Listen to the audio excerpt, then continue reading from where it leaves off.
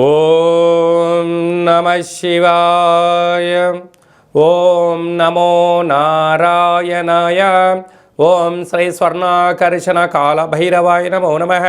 ఓం ఒటుక కాల భైరవాయ నమో నమః. హరి ఓం.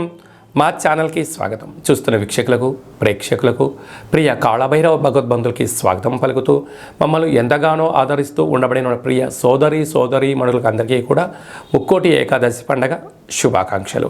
సనాతన ధర్మ వీక్షకులకు, సంరక్షకులకు అందరికీ పైన దత్తాత్రేయ స్వామి యొక్క ఆశీస్సులు ఉండాలని కోరుకుందాం. అలాగనే మార్గశీర్ష మాసం అనగానే శ్రీ వళ్ళీ దేవసేన సుబ్రహ్మణ్యేశ్వర స్వామి యొక్క జయంతి, కాళభైరవ జయంతి, దత్తాత్రేయ జయంతి సందర్భంగా మనమందరము ఎలాంటి విధి విధానాలు పాటించాలో సవివరంగా సంపూర్ణంగా తెలుసుకుందాం.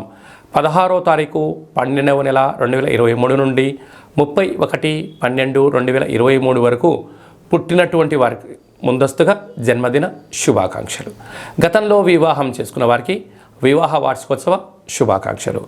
ఈ 16వ తారీఖు నుండి 31వ తారీఖు వరకు ద్వాదశ రాశుల్లో గ్రహ గమనాలను అనుసరిస్తూ ఎలా ఉండబోతుందో సవివరంగా సంపూర్ణంగా తెలుసుకుందాం. మేషరాశిలో గురు సంచార స్థితి, కన్యరాశిలో కేతు సంచార స్థితి, తులారాశిలో శుక్రుడు స్వక్షేత్ర సంచార స్థితి, వృశ్చిక రాశిలో కుజుడు స్వక్షేత్ర సంచార స్థితి, ధనుసు రాశిలో రవి బుధ సంచార స్థితితో బుధాదిత్య రాజయోగంతో ప్రయాణం అవ్వడం, కుంభరాశిలో శనేశ్వర స్వామి స్వక్షేత్ర సంచార స్థితి, మీనరాశిలో రాహు సంచార స్థితితో ద్వాదశ రాశుల్లో గ్రహ గమనాలు ఈ విధంగా ఉన్నాయి.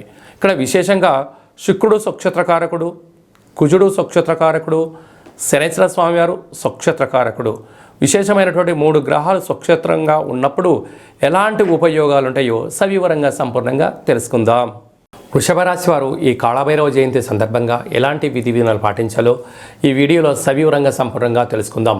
వృషభ రాశిలో ఏ నక్షత్రాలు వస్తాయనగా కృతికా నక్షత్రంలోని 2, 3, 4 పాదాలు, రోహిణి నక్షత్రంలోని 4 పాదాలు, మృగశిర నక్షత్రంలోని 1, 2 పాదములను కలిపితే వృషభ రాశి. చాలామందికి పుట్టినటువంటి కాల సమయంలో డేటా బర్త్లు లేనటువంటి ఏకైక కారణం చేత పేరు యొక్క మొదటి అక్షరాన్ని అనుసరిస్తూ ఆ రాశిని తెలుసుకునే ప్రయత్నం అవుతుంది. అవి ఏ అక్షరాలు ఒకసారి పరిశీలన చేద్దాం.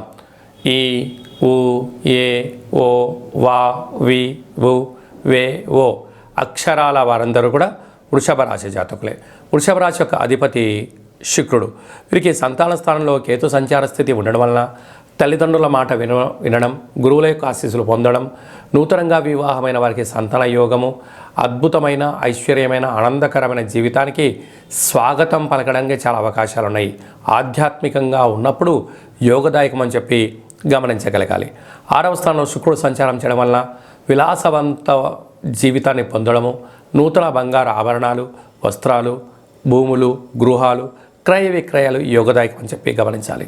సప్తమంలో కుజుడు సంచారం చేయనప్పుడు కుజదోష ప్రభావం కావడం వల్ల ఆ కుజుడు స్వక్షేత్రంగా అవ్వడం వలన ఆవేశానికి దూరంగా ఉండడం, ఆలోచనగా ఉండడం, అనర్థంగా ప్రవర్తించకుండా జ్ఞానంగా ఉండగలిగినట్లయితే మీకు అనేక రకాలమైనటువంటి సమస్యలను తొలగించుకునే మానవ ప్రయత్నం చేసే పరిస్థితి ఉంటుంది.